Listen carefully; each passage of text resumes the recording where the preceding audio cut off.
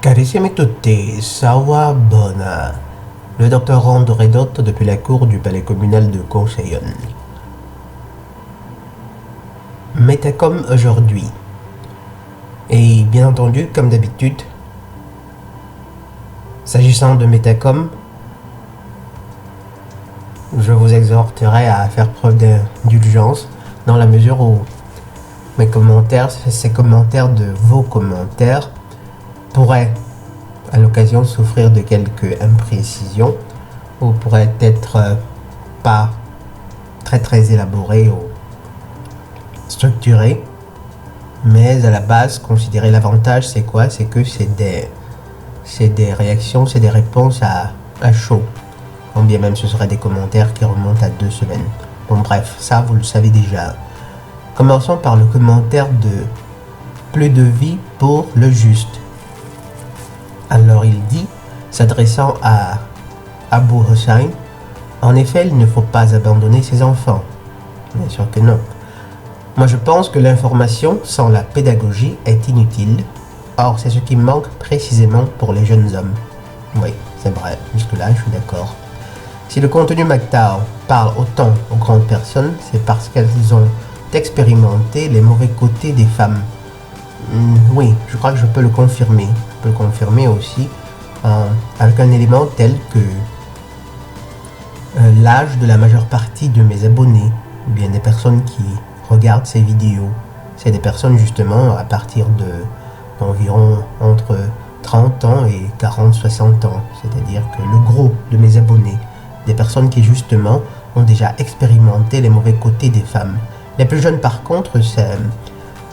Comment dire, ils restent d'une certaine façon indifférents parce que justement ils sont encore dans un nuage. Mais comment préserver les jeunes hommes? Et là je continue le commentaire de Plus de vie pour un juste. Mais comment préserver les hommes de cette perfidie, de manière efficace? C'est un enjeu de taille qui demande une pédagogie du déconditionnement adaptée à la violence de notre société. Que le prescrit et le réel concordent. Que le prescrit et le réel concordent. Oui. Souvent nos pères nous mettent en garde par des métaphores ou histoires, mais n'ont pas le courage de cerner le problème de façon claire, nette et précise, soit par pudeur, faiblesse, orgueil, fierté ou ignorance. On ne peut qu'apprendre de leurs erreurs, ce qui est déjà très formateur. Là par contre, je ne suis pas complètement d'accord lorsque tu dis qu'on ne peut qu'apprendre de leurs erreurs. En réalité, on n'a pas besoin. Vous n'avez pas besoin de voir des personnes souffrir ou bien pâtir des conséquences de leurs erreurs pour pouvoir vous prémunir. Il est possible d'anticiper. L'être humain a la raison. L'être humain a une capacité, ça fait partie des dons divins que nous possédons. Et quand bien même ces dons-là ne seraient pas là, il y a l'expérience du passé. Donc en général, ces raisons que tu cites pour lesquelles la plupart des pères ne se donnent pas la peine de former leurs cadets ou leurs enfants, c'est-à-dire la pudeur, la faiblesse, l'orgueil, la fierté ou l'ignorance, je crois que la principale, c'est surtout, les deux principales, c'est la faiblesse et l'ignorance. La faiblesse et l'ignorance.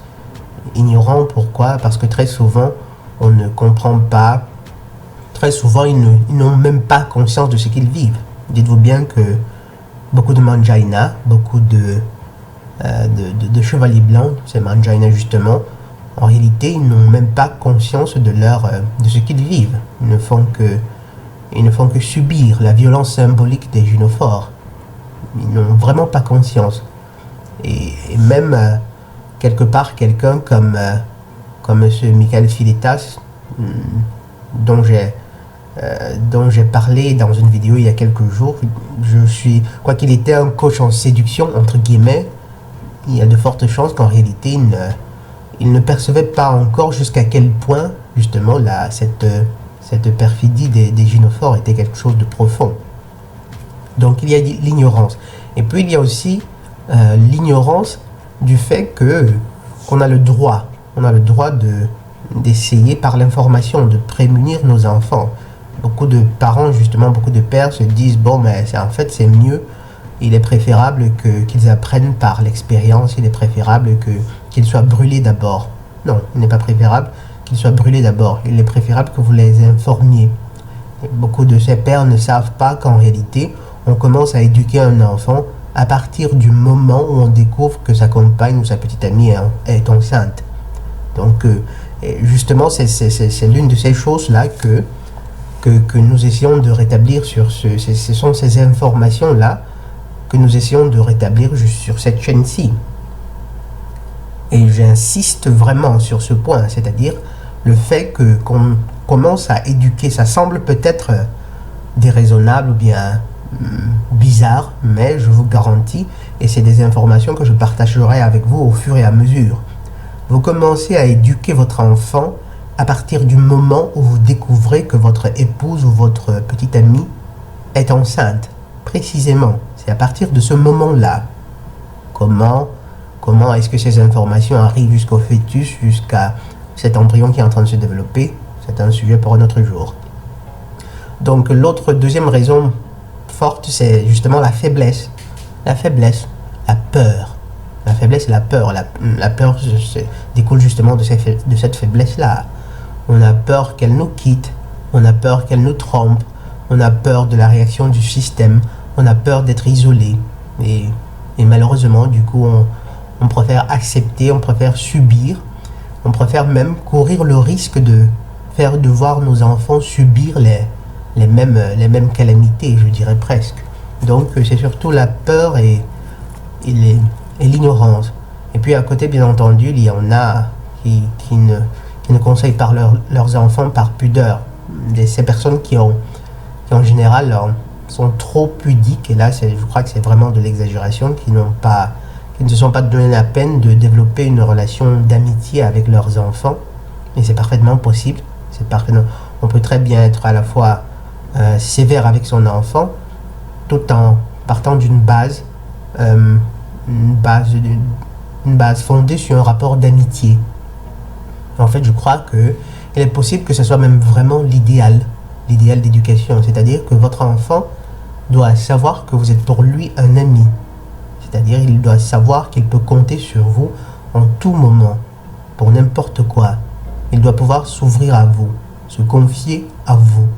Mais aussi, il doit savoir que vous êtes un juste souverain. Un souverain pour qui la justice est fondamentale. Il doit savoir que à chaque fois qu'il ne sera pas assez fort pour dominer son ego afin de faire les bons choix, vous lui donnerez le juste châtiment pour ses erreurs. Un châtiment qui, bien entendu, devra toujours rester dans les limites de l'équité et enveloppé aussi d'un amour paternel, un amour pour lequel un père rarement punit son enfant, exactement comme l'amour divin, pour lequel justement un père rarement punit son enfant précisément en proportion de la gravité de la faute commise. C'est toujours d'un cran en deçà. Et c'est de cette façon que l'enfant petit à petit grandit, se fortifie, mais seulement disposant quand même des bonnes connaissances. Bref, continuons. Pour le cas Michael Filitas, faut être indulgent, ne pas jeter le propre sur lui, il a quand même le courage d'informer à sa façon. Là par contre, plus de vie pour le juste. Là, je crois que tu viens de dire quelque chose de terrible. C'est pas délicat, c'est pas dangereux, c'est simplement c'est un propos quelque peu, c'est presque déplacé. Pour quelle bonne raison devrait-on faire preuve d'indulgence? J'entends quoi précisément par indulgence? Nous sommes en train de parler de quelqu'un qui a donné la mort, qui a éliminé une mère d'enfant, apparemment elle n'était pas mère de 4 mais d'un seul enfant. Bref, elle avait au moins un enfant. Il a presque assassiné une troisième personne.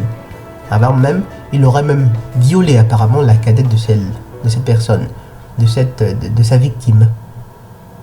Et tu oses par exemple dire qu'on devrait être indulgent avec lui parce qu'il a eu le courage d'informer à sa façon. C'est-à-dire que pour informer, quelqu'un qui choisit comme façon d'informer un tel acte de violence, tu trouves que ça mérite de l'indulgence. C'est C'est plutôt bizarre. Pourtant, ton commentaire jusque-là était vraiment raisonnable. Il était très très sensé. Ne pas jeter l'opprobre sur lui. Ne pas jeter le fait de découvrir, de comprendre la perfidie, si tant est qu'il l'avait vraiment comprise. Le fait de comprendre la perfidie qui anime les gynophores ne vous donne aucunement, mais alors aucunement, le droit d'être violent à leur égard, et moins encore le droit de leur enlever la vie, moins encore. Ici,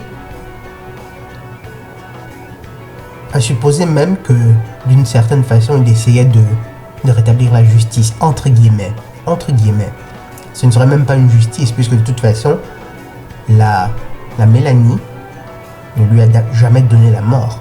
Non, elle a peut-être été perfide, elle lui a probablement pourri la vie, mais tout au plus, pour parler d'un acte juste, il aurait essayé de lui pourrir la vie sans la lui enlever. Il y a un déséquilibre. Mais à côté de ça, le monsieur, qu'est-ce qu'il fait? Il a failli tuer 2 autres personnes. En fait, sa volonté même de violer la cadette de ses filles, ça montre un peu un trait de caractère vraiment, vraiment vil. Le fait d'être conscient de la perfidie des gynophores, et je le répète, ne vous donne aucunement le droit d'être violent à leur égard. Vous devez prendre votre mal en patience, essayer de digérer la pilule rouge, c'est-à-dire c'est la rage de la pilule rouge, de Red Pill Rage. Éprouver, embrasser cette douleur-là, et tout au plus la sublimer. De quelle façon?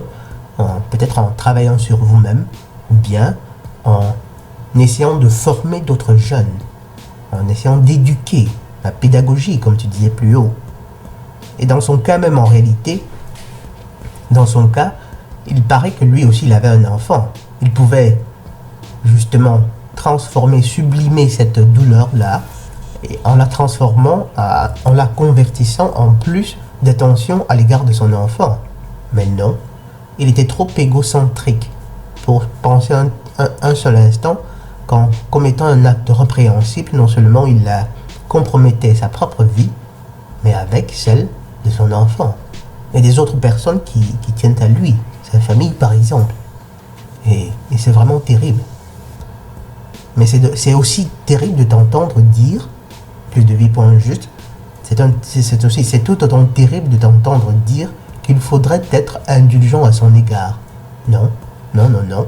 Vous devez comprendre, mes chers amis, qu'aujourd'hui, le châtiment des féministes ne viendra pas, plutôt viendra premièrement de la nature, celle de la force de la nature qu'elles ont trahie, c'est-à-dire mère nature, entre guillemets.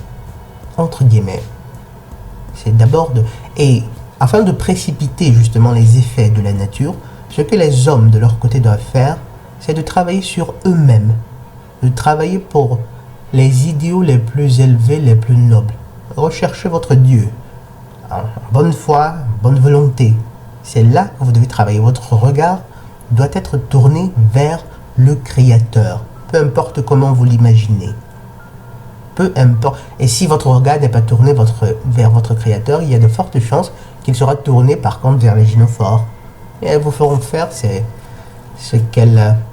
elles vous feront faire ce que par exemple celle-ci a fait faire à ce Michael et Philitas. Bref, attention, plus de vie pour le juste. On ne saurait faire preuve d'indulgence à son égard. Ça doit être condamné de façon sans équivoque. Bref. Si le mal persiste, c'est aussi parce que les hommes sont en compétition les uns contre les autres et malheureusement aussi père contre fils. Parce qu'ils ont été pervertis. Tout simplement. La principale compétition qui existe entre les hommes, c'est surtout entre les hommes. Il est certes vrai qu'il y a des cas de compétition entre père et contre fils, mais c'est bien rare. C'est vraiment très rare. Il y a bien plus de cas de compétition entre mères et filles qu'il y en a entre pères et fils. Par contre, les hommes, en général dans la société, les uns contre les autres, oui, il y a vraiment une compétition les uns contre les autres. C'est-à-dire que On est toujours là à essayer de voir, de faire mieux que l'autre. Et bizarrement, vu que beaucoup ont subi ce lavage de cerveau, apparemment, avoir du succès, c'est avoir les plus belles femmes, les plus canons, je sais pas quoi, être complètement ancré dans ce matérialisme qui est nécessaire justement pour pouvoir conquérir toutes ces belles femmes. Et très peu de personnes travaillent sur elles-mêmes, travaillent à leur quête spirituelle. Et c'est à vous dire à quel point on est foutu. Bref. Vouloir que la femme soit honteuse ou terrorisée, une cause perdue. C'est plutôt l'homme. Là, par contre, c'est absolument vrai. Il y en a qui, qui se disent que peut-être en essayant de leur rappeler à quel point justement elles tendent à être perfides, peut-être qu'elles pourraient changer d'avis. Non. Et justement, je vous ai dit plusieurs fois que quand bien même les choses changeraient, gare à vous si vous croyez que c'est parce qu'elles auraient pris conscience. Non. C'est lorsque la nature se sera occupée d'elles, c'est lorsque la nature leur aura donné leur juste châtiment, qu'elles réapprendront par obligation, par stratégie, qu'elles réapprendront justement à accepter ces fonctions imposées par la nature. C'est plutôt l'homme qui doit apprendre, et là je continue le commentaire de Plus de vie pour un juste, c'est plutôt l'homme qui doit apprendre à ne pas avoir honte de son vrai potentiel. Absolument d'accord. La fornication peut être un magnifique outil de manipulation pour une gynophore. Là aussi, c'est absolument vrai. Sauf qu'après, il faut aussi préciser, il faut apporter des précisions dans le sens que fornication dans le sens que, sans tomber dans l'extrémisme, fornication dans le sens que si vous vous y adonnez de façon aveugle, justement, vous serez plus susceptible d'être contrôlé par les gynophores. Si par contre vous êtes de ceux qui disent bah la fornication, je suis extrémiste, je suis ceci, cela, jamais de ci, jamais de ça, parce que, là aussi vous serez tout autant manipulable, vous ferez manipuler, vous serez susceptible justement de manipulation par la gynophore qu'un jour peut-être vous épouserez en croyant avoir trouvé votre unicorne. Bref, nous continuons. Ensuite, nous avons le commentaire auquel répondait Plus de vie pour un juste, et c'est un commentaire de Abu Hossein. Effectivement, il ne faut pas abandonner ses enfants à l'éducation nationale et aux médias féministes. Bien sûr que non. Ceci dit, l'information ne change rien au problème. Vrai. Même éduqué par le plus pragmatique des MGTOW, un jeune homme fera son expérience seul. Oui, mais c'est toujours un plus que d'avoir une certaine expérience. Parce qu'après tout, vu la société dans laquelle nous vivons, il est nécessaire justement que chaque homme ait une certaine... vive cette douleur que, que peut vous procurer une gynophore lorsque vous êtes amoureux d'elle. Le cas Michael Fileta, c'est un exemple en la matière. On peut s'intéresser à la nature de la gynophore, connaître les ténèbres de ses travers, avoir des tonnes de théories pour s'en préserver, mais se vautrer dans des relations toxiques, ce qui pour le cas présent a débouché sur un drame. Oui, et c'est vrai.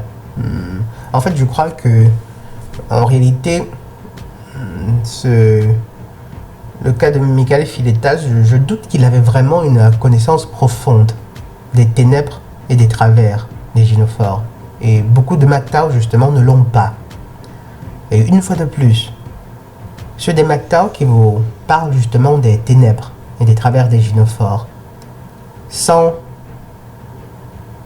inclure à ces équations, à ces théories, à ces visions, des éléments spirituels, ou bien sans prendre en considération ces éléments spirituels, en réalité, sont absolument vulnérables. Sont vulnérables précisément comme n'importe quel autre manjaina. Ce n'est que par la spiritualité, et là je parle de clés, je ne suis même pas en train de parler de quête spirituelle, du travail spirituel que devrait faire un individu. Je parle de certaines informations, de certaines clés auxquelles on ne peut avoir accès qu'en s'instruisant en matière de spiritualité.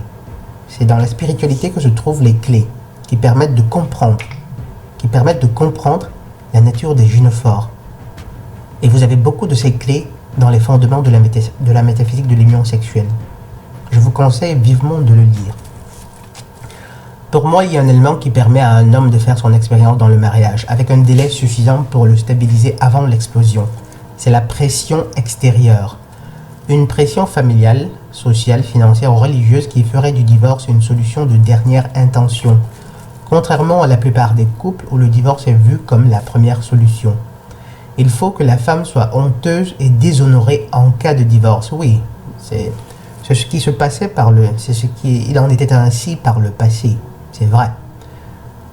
Et c'est d'autant plus vrai qu'en général, les gynophores sont particulièrement sensibles à la pression sociale. Donc, si par exemple la société réussissait à stigmatiser la trahison, à stigmatiser le divorce, à stigmatiser certains comportements, ce n'est que très naturellement que les gynophores s'y plieraient. Très naturellement. Cela est vrai. Et c'est pour cette raison que ces individus, c'est les fils de Hoak, c'est-à-dire les fils du Seigneur ténébreux, ont toujours travaillé justement dans la direction de la manipulation sociale, parce qu'ils savaient qu'en créant certaines lois, telles que par exemple, vous savez que dans certains pays, jusqu'à une certaine époque, l'infidélité par exemple était un acte juridiquement condamnable, répréhensible. C'est allé progressivement. On a commencé par dire, non, ça ne doit pas être répréhensible, ça ne doit pas être juridiquement condamnable parce qu'on est libre et puis après, une goutte à la fois, Donc, Abu Hussein continue, il faut que la femme soit honteuse et déshonorée en cas de divorce, mais notre société glorifie la jeune mère célibataire, carrément, oui. C'est pour ça qu'il faut absolument contrer ceci, en effet. Après, c'est surtout culturel et religieux. Ne fais pas de syncope pour ce mot qui te défrise les cheveux, Dr. Rando.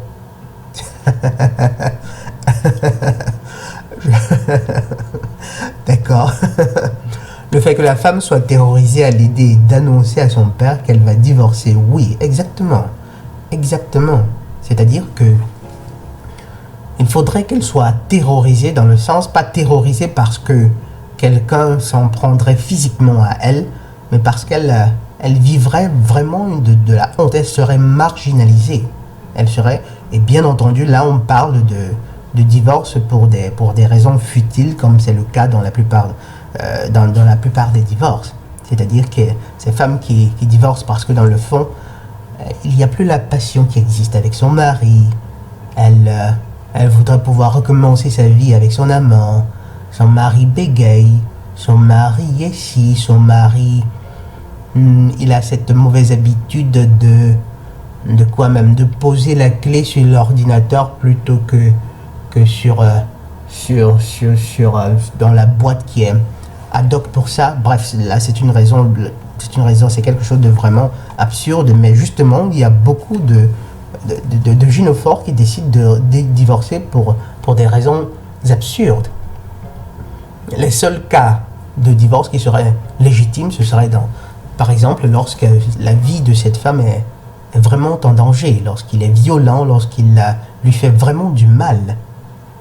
Et allez donc voir combien de ces cas existent. Il n'y en a que très peu en réalité. Le plus souvent, elles divorcent pour des causes les plus futiles, parce qu'elles ont compris qu'en divorçant, elles regagnent leur liberté, et puis elles peuvent recommencer elles peuvent se mettre sur le marché, et puis par la même occasion se faire un peu de pognon, et ainsi de suite. Donc il faudrait qu'elle soit vraiment terrorisée à l'idée d'annoncer à son père qu'elle va divorcer. Absolument. Absolument. Là, c'est vrai. Et on va liker. Bref, on est déjà à 24 minutes. Continuons. Là, c'est encore plus de vie pour un juste. En effet, c'est vraiment triste de priver sa progéniture ou son prochain de son expérience et de sa bienveillance. C'est du sadisme. Oui, c'est du sadisme, c'est de l'égocentrisme surtout. On n'est pas d'accord. Donc ensuite, nous avons encore Abu Hussein qui dit 90% des hommes aussi sont des manjaïnas qui n'ont aucune éducation au sujet des femmes. Vrai. Ce sont les 10% restants qui rattrapent les 10% de femmes les moins pires. Mais 10% de femmes les moins pires, bon, disons que ça fait beaucoup. Ça fait beaucoup. Je crains que ça soit bien moins que ça. D'ailleurs, je ne reconnaissais pas l'autonomie de la femme dans sa façon de penser. Certains hommes peuvent se faire domestiquer par n'importe quelle femme. Même la plus douce des femmes les mieux éduquées peut devenir une diablesse si elle n'est pas prise en main par quelqu'un de droit et de solide. Vrai. La femme doit demeurer sous la responsabilité de quelqu'un, sinon elle suit l'autorité la plus présente, la mode, le féminisme, les copines, etc. Je crois que vous êtes comme moi d'accord avec Abu Hossein jusqu'ici. Le mieux, c'est qu'elle passe de l'autorité du père, droit et juste, à l'autorité d'un mari, droit et juste. Ainsi, son démon sera serré au cou par ses autorités bienveillantes. Oui, je crois que là, tu as oublié peut-être. Plus tard, après, de l'autorité de son mari, elle doit passer, une fois qu'elle est vieille, à l'autorité de sa progéniture, de l'un de ses garçons. Ainsi de suite. Et c'est une chose que je vous explique justement dans les fondements de la métaphysique de l'union sexuelle. Ce sont des décrets, c'est un ordre divin qui a été institué précisément pour que les esprits encastrés dans des corps de gynophores apprennent à vraiment aimer. C'est le seul moyen par lequel elles apprennent vraiment à aimer, à démontrer qu'elles seraient capables de loyauté à l'égard de l'Éternel. Et c'est aussi pour cette raison que c'est les gynophores et non les androphores qui doivent accoucher, qui doivent procréer. Et ça, je l'explique dans les fondements de la métaphysique de l'union sexuelle.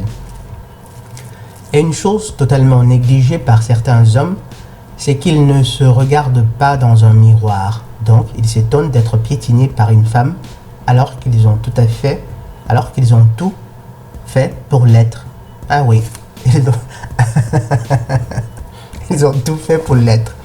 Oui, c'est vrai, beaucoup de ces hommes se disent qu'il suffit seulement de lui démontrer à quel point vous l'aimez, c'est-à-dire en se faisant piétiner, en essayant de lui obéir au doigt et à l'œil, en essayant de deviner ses moindres désirs, ses aspirations, afin de les exaucer même, avant même qu'elle ait eu le temps de les exprimer. Et évidemment, comme vous savez, c'est la recette idéale pour se faire piétiner de la façon la plus tragique. Je continue le commentaire de Bourgeois. Regardez bien les critères de sélection pour trouver une femme. Vous allez comprendre pourquoi la plupart finissent par se faire dépecer par la diablesse qu'ils ont choisie eux-mêmes pour ses caractéristiques diaboliques justement. C'est comme les femmes qui n'aiment que les caractéristiques bad boys et qui s'étonnent de se faire cogner après. Ah oui. Ah oui, ben là je crois que vous êtes tous comme moi d'accord avec Abu Hossein. Ensuite, nous sommes déjà à 30 minutes. Abu Hossein, les femmes de nos jours sont comme ça, 90%, le risque est énorme, au final pas grand chose, 95% je dirais, peut-être même plus. Tac, désolé, je ne pense pas comprendre ton commentaire, ou plutôt je vois que le rapport avec ce que j'ai écrit. Donc allons voir, là c'est encore Abu Hossein qui est particulièrement inspiré. Marié à 35 ans, c'était le bon âge pour moi. Ben, pour moi c'était un âge où on a compris beaucoup de choses. Ça peut être beaucoup plus jeune pour d'autres, selon l'éducation, les valeurs, le niveau de maturité. Ben, le niveau de maturité, bon, on peut avoir toute la maturité qu'on veut. Avant 35 ans, il est assez difficile. Après, bien entendu, il y a toujours des exceptions. Mais avant 35 ans, il est très difficile d'avoir une quelconque maturité sur la nature des gynophores. C'est d'autant plus que la société fait tout pour éliminer, pour que de telles informations ne soient pas à portée de main des personnes, des hommes. Donc je continue, et ça peut être jamais pour d'autres, car certains hommes ne comprendront jamais, absolument, tel que le ... de 70 ans qui a récupéré l'épave d'Alerte à Malibu fracassée par le mur. Bon, le couillon, je ne sais pas jusqu'à quel point ça semble être un adjectif, disons, Il semble être un peu neutre, mais c'est un peu délicat. Il n'est pas si grossier que ça. Bah, on va essayer d'analyser afin de comprendre si c'est un adjectif qu'on peut utiliser, disons, librement dans nos commentaires. Je continue. Ceci dit, sans angéliser le mariage, je le conseillerais toujours aux autres androphores de ma communauté, car quelle que soit la perfidie de la gynophore en question, il vaut mieux se marier que de forniquer. Non. Là, par contre, tu exagères à brossard, tu tombes dans l'extrémisme, en ceci que il vaut mieux, quand tu dis qu'il vaut mieux se marier que de forniquer, tu ne mets pas en lumière justement l'élément qui a vraiment de l'importance, c'est-à-dire la procréation. Ce n'est pas le mariage en soi qui est la chose à rechercher. Ce qui est à rechercher, c'est le fait de procréer, mais procréer dans les meilleures conditions. Je ne peux pas dire que le mariage ne devrait pas être une fin en soi. On peut très bien se passer du mariage. Parce que lorsque tu te contentes de parler de mariage, beaucoup de personnes voient tout simplement cette cérémonie, en grande pompe ce jour-là. Par contre, ce qui compte vraiment, c'est de procréer, c'est de faire avoir descendance et d'en prendre soin. C'est-à-dire être par exemple un père responsable. C'est ça le plus important. Et à entendre ton commentaire, il vaut mieux se marier que de forniquer. Je crois que ta vision sur la fornication certainement a été modélée par ce qu'on dit, ce que l'Église catholique dit de la fornication. Mais je peux te garantir qu'il n'en est pas ainsi. C'est quelque chose de... la réalité même de la fornication est quelque chose de bien différent de ce qu'elle était par le passé et de ce que... Bref, disons un peu de mots qu'on tend à condamner de façon aveugle la fornication. Or, ce n'est pas l'idéal à faire. Il y a beaucoup d'autres éléments qu'il faudrait inclure dans cette équation-ci. Il y a beaucoup de couples qui peuvent se faire, qui peuvent vivre, fonctionner pendant longtemps, rechercher et servir même le Créateur sans être passés par le mariage. Et mieux même que beaucoup d'autres couples qui sont passés par le mariage, mais qui après peuvent très bien être des êtres humains. Des êtres humains, on va dire quoi, terriblement mauvais. Bref, vous qui parlez de karma et de juste retour des choses, il y a une chose qui est certaine, si vous êtes éprouvé dans votre mariage, c'est que vous l'avez mérité. Il suffit d'observer pour quelles raisons des personnes se sont mises en couple pour comprendre l'échec inévitable. Si vous êtes éprouvé dans votre mariage, c'est que vous l'avez mérité. Attention vraiment. Là, je crois que cette affirmation est beaucoup trop lourde de conséquences pour que vous la formuliez avec autant de légèreté. Vous ne pouvez pas tout simplement dire comme si vous êtes éprouvé dans votre mariage, c'est que vous l'avez mérité. Non, ce n'est pas si simple que ça. Le mariage, c'est comme tous les passages de la vie. Le monde scolaire, le monde du travail, la vie familiale, ce sont des chemins pavés d'embûches. Qui a dit que ça devrait être facile. Là, par contre, c'est vrai. Personne n'a jamais dit que ça devrait être facile. Mais c'était censé être une expérience, édifiante. Certes pas facile, mais au moins une expérience plaisante en réalité. En ceci que un homme et une femme devraient pouvoir affronter les difficultés de la vie, pas les difficultés de leur mariage, les difficultés de la vie ensemble, de façon à grandir l'un à côté de l'autre. Et bien surtout la gynophore. Vous devez tout simplement penser à la relation que vous pouvez avoir avec un frère, c'est-à-dire que vous aimez profondément. Ça peut arriver occasionnellement que vous ayez des désaccords, que vous ayez même des disputes parfois très, très chaudes, mais ça n'enlève en rien l'amour qui vous lie en général. Et quand bien même c'est un amour vraiment sincère, c'est le degré, la part de difficulté en réalité est bien peu de choses, mais alors très peu de choses par rapport à l'amour qui vous lie, par rapport à l'aspect, disons, plaisant, euphorique de votre relation, de ce qui vous lie, par rapport au bonheur qui vous lie. Ça devait être la même chose avec le mariage. Il devait certes avoir une part de difficulté, mais cette part de difficulté était par le passé bien peu de choses par rapport à la félicité qui accompagnait l'union matrimoniale, c'est-à-dire qui accompagnait le couple. Par contre, malheureusement, aujourd'hui, ce n'est plus le cas. Ce n'est plus le cas. Pourquoi? Parce que les gynophores ont beaucoup changé. C'est surtout parce que les gynophores ont beaucoup changé.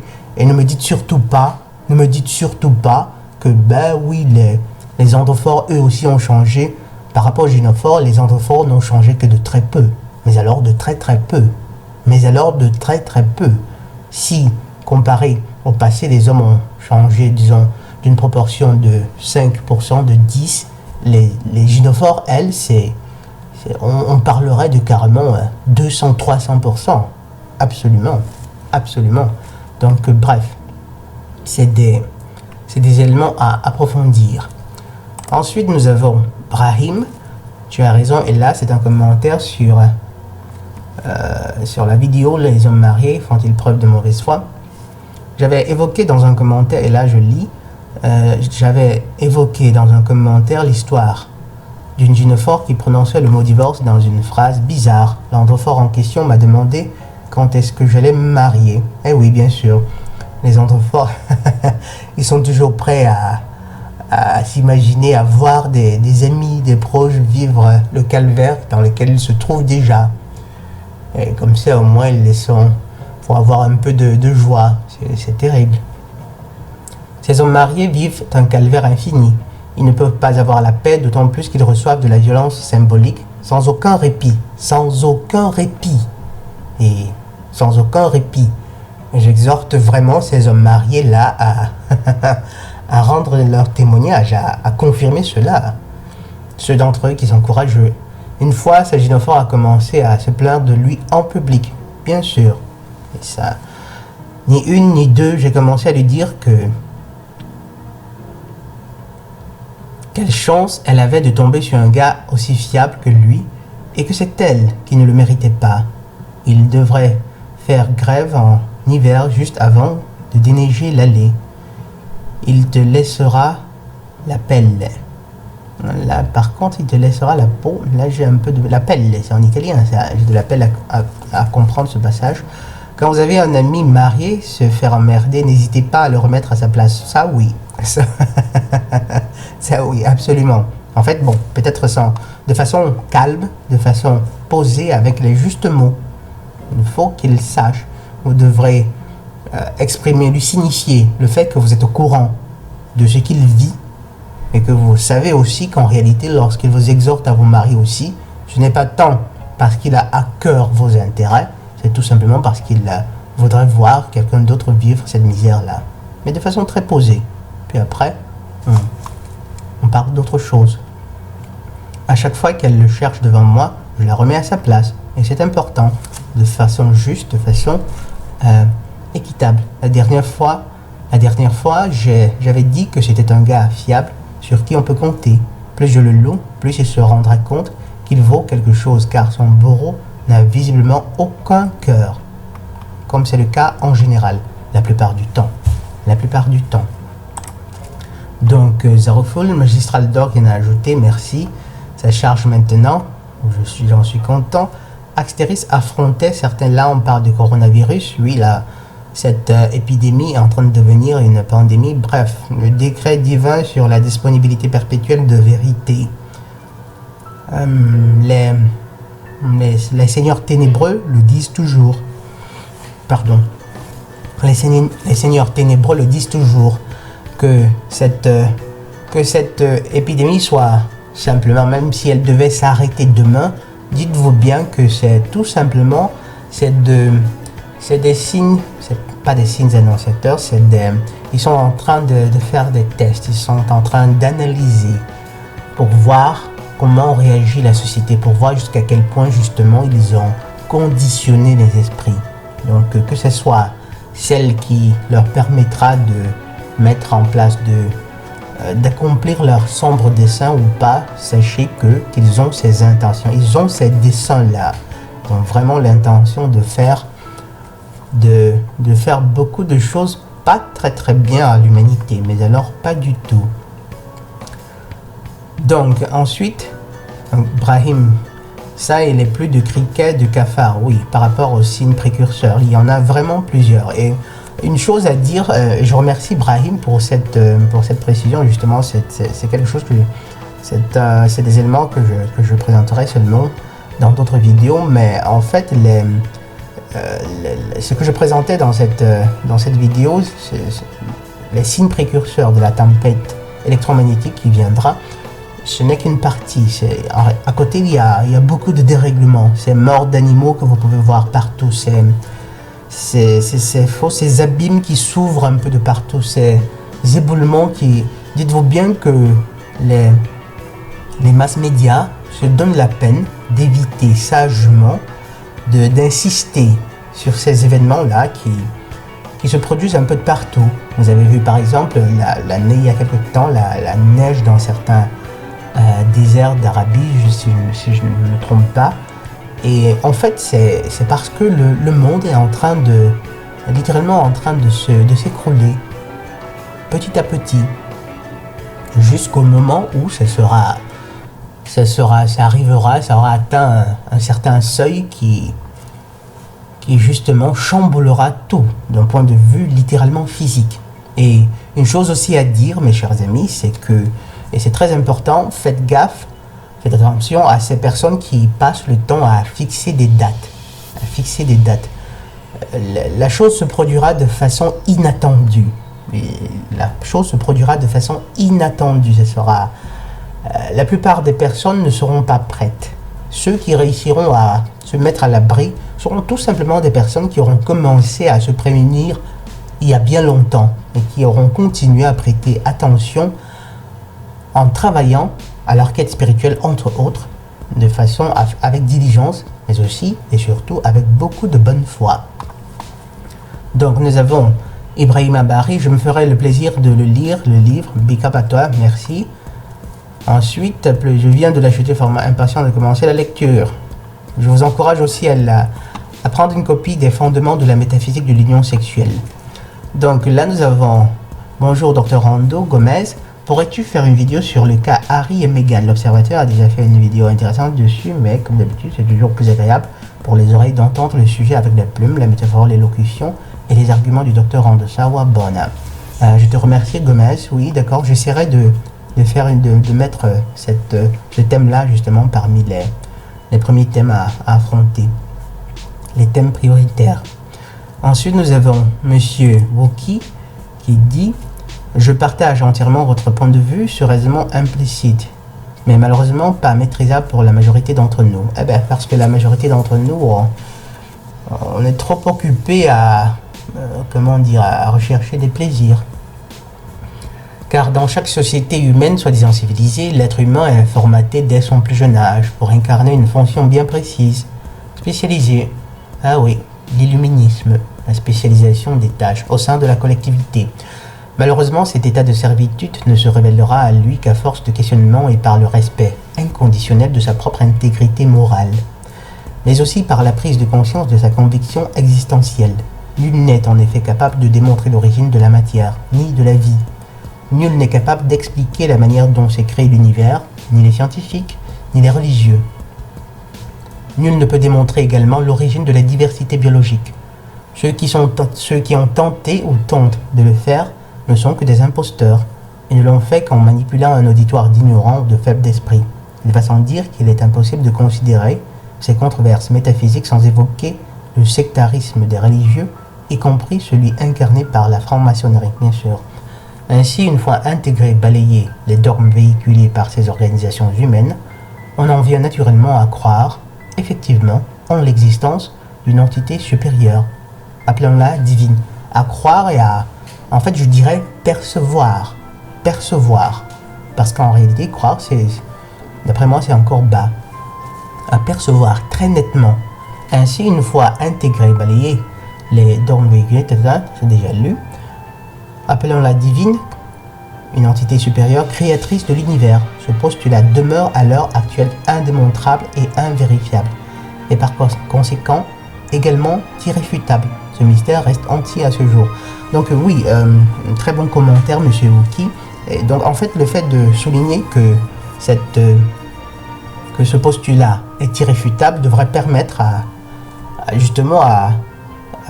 aux athées, ça devrait leur permettre de comprendre qu'en réalité, quelque part, c'est insensé, c'est un peu naïf d'avaler tout ce que ces scientifiques le disent comme pour démontrer l'impossibilité ou bien l'inexistence d'un créateur. Quant à dire que ce mystère reste entier, je dirais plutôt que c'est partiellement vrai. Dans le sens, c'est le mystère de l'essence divine qui est entier, parce qu'on n'y a pas accès. Par contre, je ne dirais pas que le mystère sur la possibilité de l'existence d'un créateur soit entier. Ça, par contre, non. Ce n'est carrément pas un mystère pour quelqu'un qui s'est donné la peine d'apprendre, qui s'est donné la peine de se débarrasser des conditionnements et d'apprendre justement à percevoir. Le mystère de l'existence d'un créateur cesse d'être en réalité un mystère. Quant à son essence profonde, il n'est que normal que ce soit un mystère, parce que en tant qu'humains, nous souffrons de beaucoup de limitations. Mais sinon, à part ça, votre commentaire est très bon, est magnifique. Donc ensuite, nous avons NJD2302 qui nous facilite les choses avec un nom d'account particulièrement complexe. Super votre livre. Pardon, merci NJ. Pour le moment, docteur, certaines parties un peu difficiles à avaler, mais ça passe. Merci. Suivez l'exemple de NJ et lisez les fondements de la métaphysique de l'union sexuelle. Pardon. Ensuite, nous avons RRBMW, oui, qui disait: bonsoir, Dr. Rondo, parle-nous du café Mike Filitas. Il a tué sa conjointe et faisait des vidéos comme toi. Oui, justement, c'est des choses faites déjà. Et merci pour la suggestion. Nous avons ensuite Prométhée. Dr. Rondo, bonjour. Que pensez-vous du purgatoire? Votre avis m'intéresse. Vidéo en cours de préparation. Le purgatoire. Youssef Tribag, elle avait un enfant. Oui, bon, je crois que la précision de Youssef, c'est relativement au fait que j'ai, contrairement à ce que j'ai dit dans la vidéo sur Mike et Filetta, c'est bon, j'avais cru lire quelque chose du genre lorsque je faisais des recherches. Elle n'a pas 4 enfants, elle aurait un seul enfant, mais en attendant, elle est maman. Donc, ensuite, lui était père de son côté également. Vous voyez, le gars, il avait un enfant. Il n'a pas pensé qu'en commettant, en préméditant et en commettant, en exécutant un tel plan, il compromettrait non seulement sa vie, mais aussi l'avenir de sa progéniture. Parce qu'après, c'est pas seulement les survivants de son agression qui seront traumatisés à vie, mais c'est aussi son enfant. Vous voyez à quel point un individu peut être irresponsable et vil. Et quelqu'un parlait plus bas d'indulgence. Mais non, absolument pas. Ensuite, pour un homme, il est parfois difficile d'accepter l'hypergamie, de ne plus être la meilleure option, d'autant plus qu'il parlait souvent de ce concept. Oui, je crois que, en effet, ce Michael Filitas, il avait vraiment de la peine et c'est le cas pour beaucoup d'hommes. Ils ont de la peine et c'est aussi la raison pour laquelle je vous disais que ces coachs en séduction, en réalité, c'est des arnaqueurs. En général, ils ne savent même pas ce qu'est une gynophore. Ils ne font que profiter de la vulnérabilité de certains hommes tout autant ignorants, de certains hommes qui peut-être n'ont pas une forte valeur d'attraction, mais qui voudraient pouvoir avoir une relation stable. Ils profitent donc de la vulnérabilité, de la faiblesse de ces hommes pour se faire, on va dire quoi, du fric. Carrément. Par contre, ils devraient savoir ou vous dire qu'en réalité, les gynophores, c'est ça. Et je crois que l'une des choses qui a vraiment troublé ce Filitas, c'est que il avait de la peine ou il ne savait pas qu'en réalité, elles sont capables à tout moment, peu importe si vous vivez depuis 3 ans, 4 ans, 5 ans, 10 ans, 20 ans, 30 ans. Elles sont capables à tout moment de faire table rase, mais alors complètement, de vous effacer. Et c'est d'autant plus facile qu'aujourd'hui, rarement, les hommes mariés sont pour leurs femmes leur Serioshka. Serioshka. Serioshka, ça signifie l'homme qui a défloré une femme. Et c'est le terme que j'utilise dans les fondements de la métaphysique de l'union sexuelle. Donc, en fait, vous avez plus de chances de... En réalité, lorsque vous avez eu la possibilité d'être l'homme qui a défloré une gynophore, là, il est certain qu'elle ne vous oubliera jamais. Ce qui ne signifie pas, dans la société actuelle, qu'elle ne sera pas tentée de vous tromper ou bien qu'elle n'en arrivera pas à vous abandonner. Mais au moins, c'est certain qu'elle ne vous oubliera jamais. Vous êtes fixé dans son esprit et dans son corps. Par contre, la plupart du temps, ces hommes, aujourd'hui les hommes épousent des femmes qui ont déjà, qui sont des expertes en anatomie du piquet. Donc après, lorsque le moment vient, lorsqu'elles, par hypergamie ou pour quelque autre raison, elles veulent se débarrasser de vous, elles veulent vous oublier, elles ne le font que d'autant plus bien, que d'autant mieux. C'est vraiment quelque chose de très très facile. Pour elles, c'est comme boire un verre d'eau pendant une journée de canicule. C'est la chose la plus simple, la plus naturelle, la plus facile. Donc le gars, lorsqu'il voit qu'en fait, puisqu'il paraît, d'après ce que j'ai pu lire, lorsqu'il prétend, il dit il affirme qu'il s'était rendu là-bas pour voir, pour s'assurer qu'en effet, elle s'était reconstruite, elle s'était faite une vie.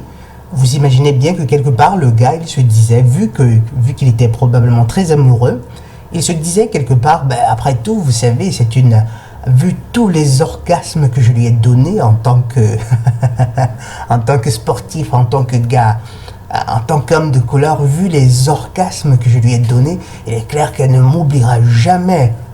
Buonanotte, comme le disent les Italiens, ma buonanotte. C'est-à-dire, vous pouvez toujours courir. Vous pouvez toujours courir. Puisque de toute façon, aujourd'hui, il ne lui suffit que d'un claquement de doigts pour trouver quelqu'un, un autre mangina qui lui en donne de ces orgasmes-là. Donc le gars, lorsqu'il découvre qu'en réalité, non seulement elle l'a oublié, mais à côté, elle l'a déjà substitué, il n'en pouvait plus. C'était plus fort que lui. C'était plus fort que lui. Et malheureusement, il a fait ce qu'il a fait. Donc ensuite, nous avons un commentaire de Brahim. La première, je vais faire 2 remarques. La première concernant le principe de déviation. Lorsqu'on est éconduit après une rupture, tu dis d'aller aider des orphelins, mais là, cela reste assez difficile de risquer pour un androphore dans cette société moderne, et je ne pense pas que c'est ce que tu voulais dire. Tu ne penses pas que c'est ce que je voulais dire? En fait, c'est bien ce que je voulais dire. Ce n'est qu'un moyen parmi tant d'autres. Justement, ça peut être compliqué dans la mesure où il n'y en a pas beaucoup d'orphelinats, société humaine. Il y a beaucoup de supermarchés, de magasins de tabac, mais il n'y a pas beaucoup d'orphelinats. Bon, bref, c'est un autre sujet. Mais c'est bien ce que je voulais dire. En réalité, ce n'est qu'un moyen parmi tant d'autres. Il y a les SDF, par exemple. Il y a plusieurs façons par lesquelles on peut donner à autrui. Et en réalité, il ne suffit pas, il ne s'agit pas forcément de donner du fric. On peut aussi donner en service. On peut donner en attention. On peut offrir un sourire.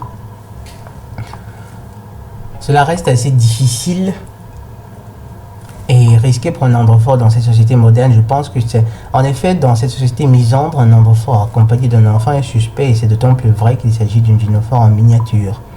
Étant donné que la majorité des sans-abri est composée d'androphores, je ne pense pas qu'on prend trop de risques de donner un repas chaud ou de donner un peu d'argent à un sans-abri. C'est bien plus simple puisque présent dans les grandes villes. Ah oui, d'accord, oui. Mais hélas, ne bénéficiant pas d'aide de l'État, ils n'ont personne. C'est leur apparence négligée qui donne l'impression qu'ils sont agressifs, mais la plupart sont bons, et j'irai même plus loin en disant que les rares gynophores qui sont sans abri font, sans aucun doute, partie de la catégorie des gynophores les moins perfides. Oui, c'est possible. Oui, c'est possible. C'est parfaitement possible, d'autant plus que très souvent vous voyez de ces SDF, des gynophores qui sont plutôt comme, qui ont une grande valeur d'attraction. Et quand bien même elles ne l'auraient pas, elles ont de bons indices de fertilité. Beaucoup pourraient par exemple décider de s'adonner et de se mettre à profiter des hommes, mais seulement elles ne le font pas. Donc en effet, je crois que ce que tu dis est vrai, Brahim. Je crois que ce que tu dis est vrai. Donc ma deuxième remarque concerne l'individu en question. J'ai écouté quasiment toutes tes vidéos et ce qui me choque est son niveau de spiritualité. Pour lui mentir, manipuler, commettre l'adultère ne sont pas mauvais en soi. Il le dit explicitement dans ses vidéos. Ainsi, pour déceler les personnes mauvaises, je cherche des indices de spiritualité. Moins il y a, plus il y a une prédisposition au mal. Pas prédisposition, mais plus de, comment on dit, une tendance au mal. C'est-à-dire ça, oui, hein, c'est vrai. En ceci que si vous ne recherchez pas, si en général vous n'essayez pas de vous améliorer, c'est-à-dire à travers à votre quête spirituelle, par défaut, vous trouverez en train de servir le mal. Et ça, c'est vrai. Avec mes lectures, j'en arrive à la conclusion que si un androformement ne tient pas sa parole, ne se complaît dans la médiocrité, il y a un potentiel assez élevé de basculer vers le mal. Absolument vrai. Merci, Brahim. Ce qu'on appelle parole d'homme est présent dans toutes les religions et ce n'était pas pour rien. Merci. Avec les gynophores, il s'agit d'observer son corps pour comprendre. C'est bien plus simple. Oui, là, je crois que je suis parfaitement d'accord avec toi, Brahim. Et merci pour ton commentaire.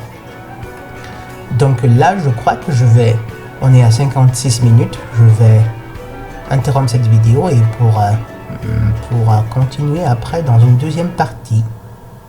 À tout à l'heure.